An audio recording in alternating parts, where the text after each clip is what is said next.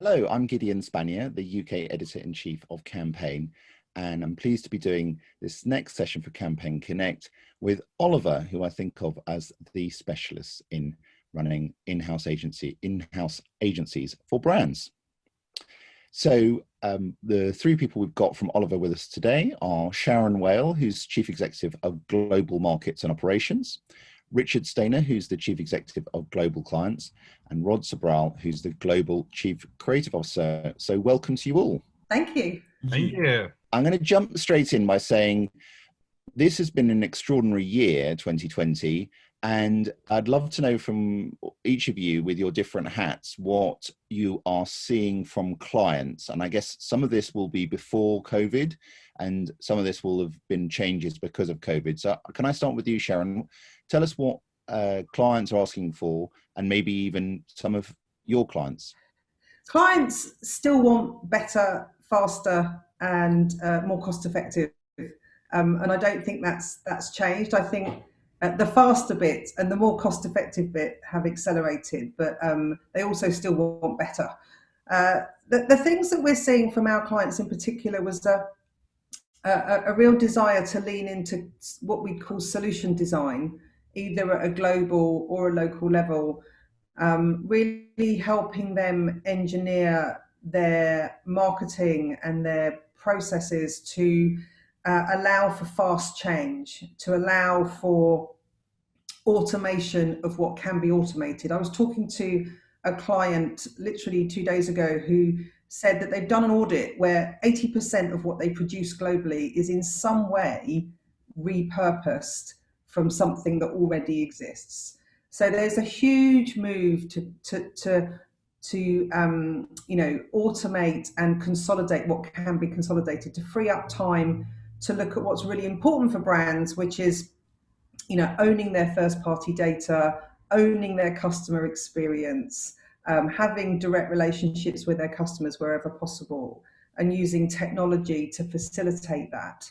So the conversations that we're in with our clients are all in that area. Good. And if I can come to you, Rich, you're the Chief Executive of Global Clients. Now, I know that Unilever is one of your big clients. Again, I'm sort of interested in how difficult was it at the start of COVID?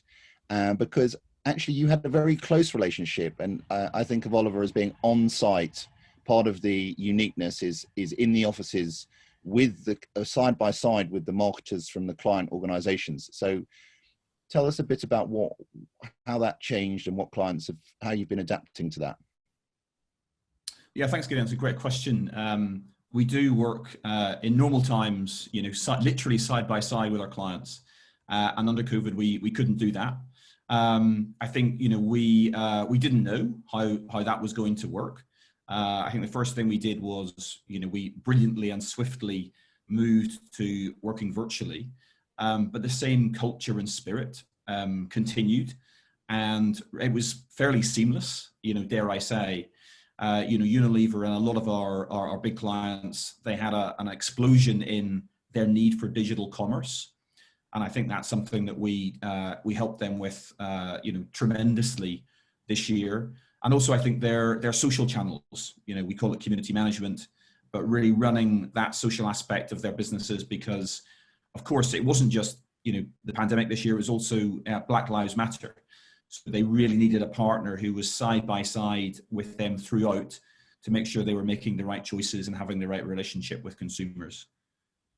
Yeah, and I know Sharon mentioned it already, but the need for speed, I think, was very interesting when it comes to obviously being proactive and also responding when it felt like everything had moved at the speed of digital, or as someone said to me, at the speed of WhatsApp. Rod, tell us about the creative challenges, because the way Sharon outlined it, I totally understand the importance of process and automation, and there's a lot of efficiency. But tell us about the creative, I guess, opportunity and challenge here. You're working faster, but then suddenly you're not sitting side by side with the client, but I guess you're on a call like this. Yeah, I think on the speed, it's something when you are in house, you just get so used to it, right? Because of the proximity. because you have access to better data, it's first party data, you have better access to your clients. So in general, you do move faster. It's very simple. I think what happened, particularly this year due to the pandemic, was that we had to, the whole industry had to rethink the way you can work at speed while everyone is working from home. I think in our case, there were challenges, of course, but the fact that we have, some processes and we have some behaviors that were developed across over a decade of, working with a very dispersed workforce remotely, it definitely helped us, because the process and the tools that we have, like OMG, for example, which is our operational system, allowed us to do this move quite seamlessly.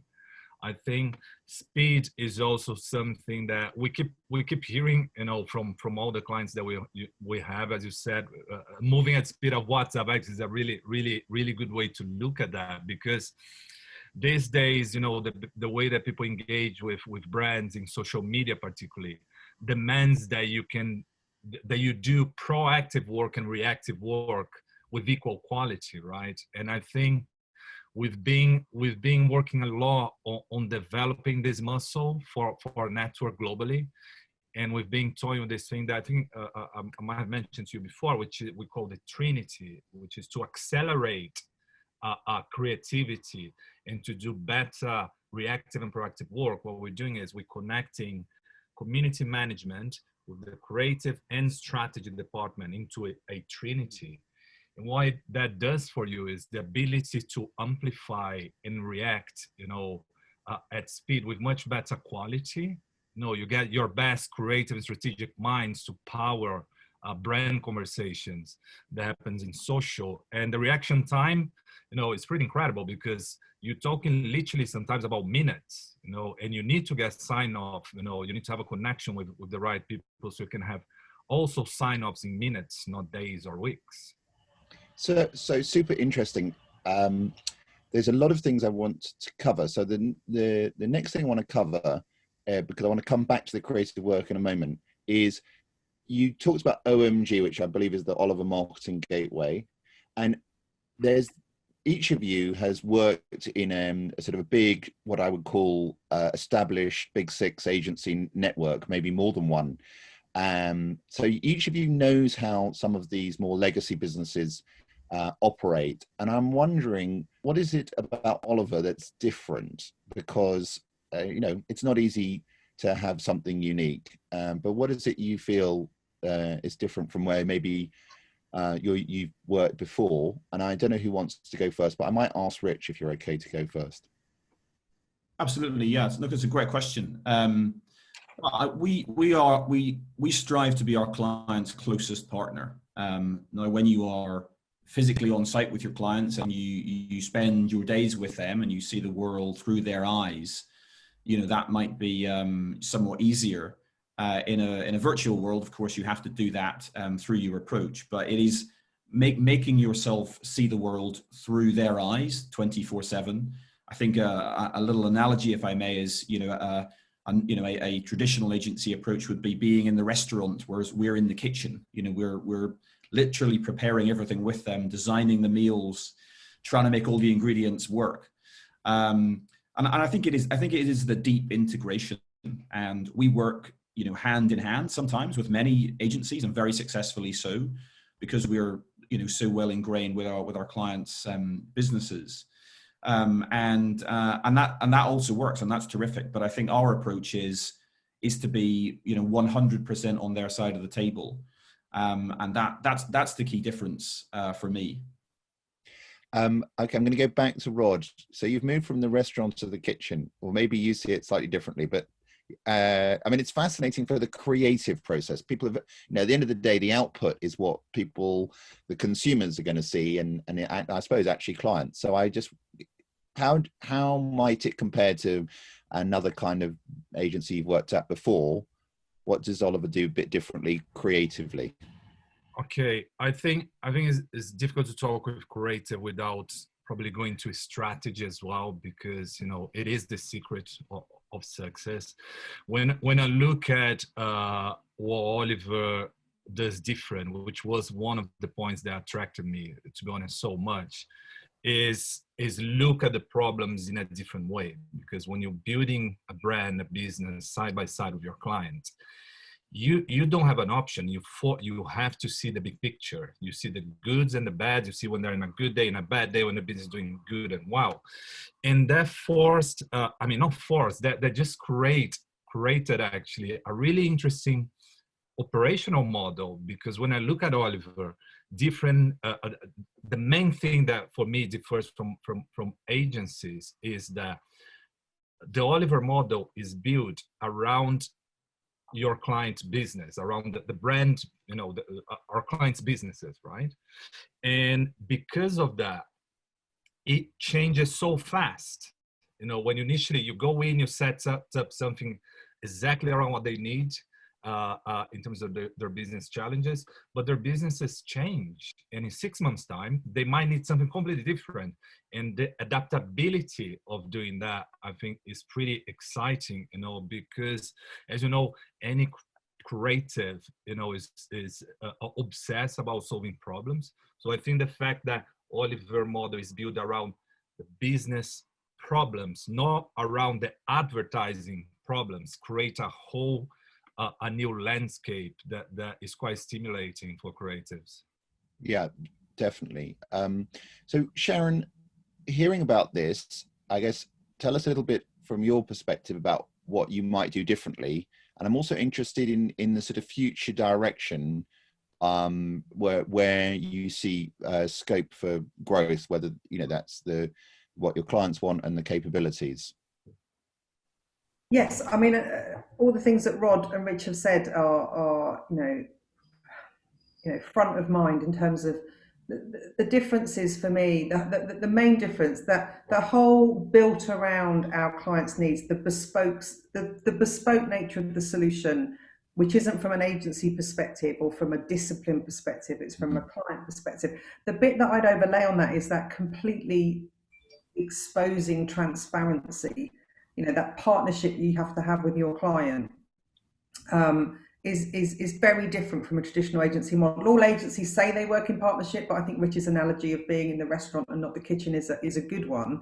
And Rich is known for his analogies, by the way. There may be more, but that level of exposing transparency, I think you have to have really amazing talent to work in that world. When you think about the direct access that all of our people have to clients, the multi-talented nature of understanding their business, understanding their needs, being able to interpret what needs to be done and getting it done, and that's just the designer. There are no other people involved in that conversation. So I think that's the massive difference between our model or the in-house model and more traditional models. In terms of where that takes us, what I find really interesting is, we spent years trying to make the market, trying to persuade people that that this was the future, and now the future seems to have arrived, and it's very tempting to then pivot and reinvent ourselves. But the market is now large and coming to us. Yes, there's more competition, but there is also a lot more work to go around in this space. So, for us, future growth comes from doubling down on what we know and what we're really, really good at, but also underpinning that, as Rich has already alluded to, with amazing talent and capability in technology, in e-commerce, in performance marketing, in global production automation, in conceptual creativity and craft. The talent that we're bringing on board and the focus we have on building out the outside of our pizza slice to offer those capabilities to our clients in their world is where we see the future. And I suppose the most important thread for that is data. Clients being able to own their data, being able to use their data, whether it's stock levels or consumer behavior, and being able to apply that data insightfully from a creative perspective, but also from a publishing and optimization perspective all the way through the marketing food chain. So there's huge amounts of exciting work going on between us and our clients in that space. Okay, so the pizza slice is another good analogy, but which I think I understand to mean the tip of the pizza is sort of inside the client office, and then the outside of the pizza is a slice, is more your support system. I think I'm right in saying that. I'm going to switch an analogy. I didn't realize we were going to have so many in one conversation. How much of this is about trying to get more upstream? Because I think quite a lot of what you're talking about feels very fast turnaround and so on. And I wondered about more the sort of strategic element and, you know, where you see, like I was asking Sharon, maybe Rich, where's the growth potential? Yeah, I think that's foremost in our minds. I think, you know, traditionally when you use the word upstream, I think it's, you know, we tend to refer, don't we, to, you know, the big idea, the brand strategy, and of course that is still upstream. That is still a really important part of it. But I think as we've seen this year, you know, clients, they really need ROI for every decision they make. The CEOs we work with, the CMOs, they want to be sure that they are absolutely maximizing their potential in the market. The consumers need experiences like they've never needed them before. I think we all feel, having spent months and months in lockdown, that when we dive into our you know, our laptops or iPads, we want to be distracted and we want to enjoy ourselves. And I think that's what's been fascinating for us in the upstream move, is marrying the technology aspect, the digital commerce aspect, with true brand experience. You know, something that Rod's been doing this year incredibly well is what we call, you know, connected design. And that's been, you know, being able to take you from, you know, the first most beautiful interaction with the brand, you know, film or digital experience, but really connect that all the way to a conversion moment really very quickly. So when we say upstream, we don't try and lock that in a box as just the big idea. We try and think about it as a really holistic connection from experience all the way to conversion. Yeah, very interesting. You've touched on it, so it's a good way to come back to Rod. Is there a piece of creative work that you feel defines your year? I don't mean it's the biggest or the most important, but a piece which you're proud of, or maybe plays to this connected design. It's up to you, really. Is there anything in particular you'd like to mention? Gideon, this is like you asked me to pick who's my favorite kid. I think hey, 2020 was such a obviously a weird year, but at the same time it was such a exceptional year for us at Oliver, particularly when it comes to creativity. I think yes, there are quite a few pieces of work that I think were very successful that I could talk about, but based on some of the stuff that Rich and Sharon said, right, particularly when it comes to the difference that we can deliver when it comes to data, right? I think in-housing will keep driving massive advantages when improving consumer engagement, particularly because you know, it gives you much better access to first-party data, which, as you know, is king, because it just gives you such a better in-depth understanding of your audience, right? You're collecting straight from the font, so you learn a lot more about them. And the fact that in creativity is huge, right? Because what you find are not just human insight, truths and insights. You find truths about, you know, when you're using emotional data, platform data, social data, you find stuff that you just cannot have access if you're just using second or third party data or buying. So for example, one project that for me that we've done as a good representation of all of that is a project that's called Hot Since 95. We got a big briefing from Axe, the global brand, and Lynx, actually, in the UK, where they wanted a big integrated celebratory campaign for the 25 years of Lynx Africa, Links Africa is a British institution. It's quite incredible. It's something that it naturally, organically trends during Christmas. You don't need to spend money. People just start talking about the gift set. But our approach to that campaign was what tells a lot about our digital DNA, I suppose, because we actually started on data. We started on looking at first party data. And from there, we found these insights that obviously then it was transformed into really emotional insights through our team. But we found this simple insight, which was coming from social and from social listening, actually. The Links Africa, the smell of Links Africa it's quite nostalgic because it takes you back to school days, take you back to the school bus, to your first crush, to playing football, to the locker room. And we built an entire engagement ecosystem around this piece of data that we found. And the entire campaign was designed for social. The fact that we ended up on TV was just a consequence of that thing. It wasn't designed for TV. It was designed for social. I mean, that's why it was so successful in TV, and the brand ended up using it the entire year. We actually just did an adaptation of it a few weeks ago to make it work for Christmas as well. But I think truly is a great example. And we also use data to also inform the campaign cycle, not just to create, because we're using community management to engage in real time with the audiences and really infuse those insights back into more creative ideas and proactive and timely reactive responses as well. So the result was fantastic because it is the most successful campaign they've done in the last decade.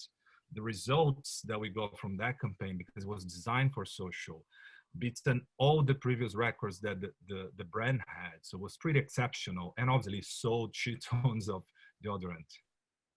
Great. Okay, we're nearly out of time, so I'm going to ask a final question, which is sort of future facing, really, which is, and I'm going to ask it to Sharon, which is, it feels like there's a lot of interest in content production. I certainly at Campaign we're writing about it more, and there's a sense that there's this higher demand from clients, and it's making a lot of and we talked a little bit before about the competition. There's a lot of other companies, I think, trying to muscle into the space that maybe Oliver got to first.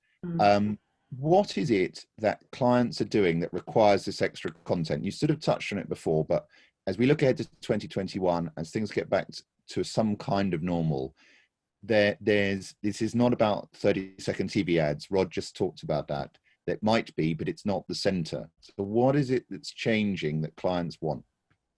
I think it's the wrap up of all the things that have already been talked about today. I think because of the rapid move of brands to digital and direct to customer, and the need for brands to develop incredibly close and personalized relationships with their customers, the amount of digital touch points and the level of data that you can use to create personalized experiences in every digital channel means that clients, our brands that we work with, have potentially millions and billions of touch points that they want to personalize, which leads us down the road of DCO, but it also requires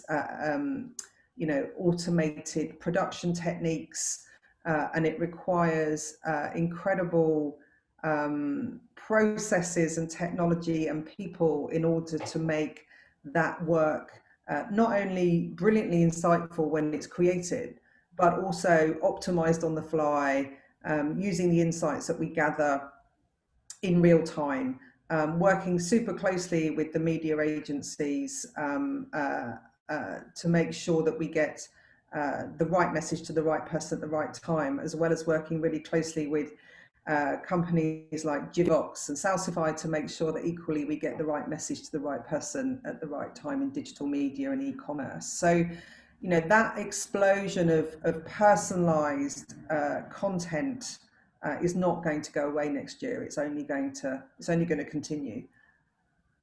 Good. Well, I think that's well put. And I was trying to think of a kitchen analogy, but I've decided we've had enough. And this has been a really great conversation. So I want to say thank you to Sharon, to Rod, and to Rich from Oliver. And thanks for joining us. Thank you, Gideon. Thank you.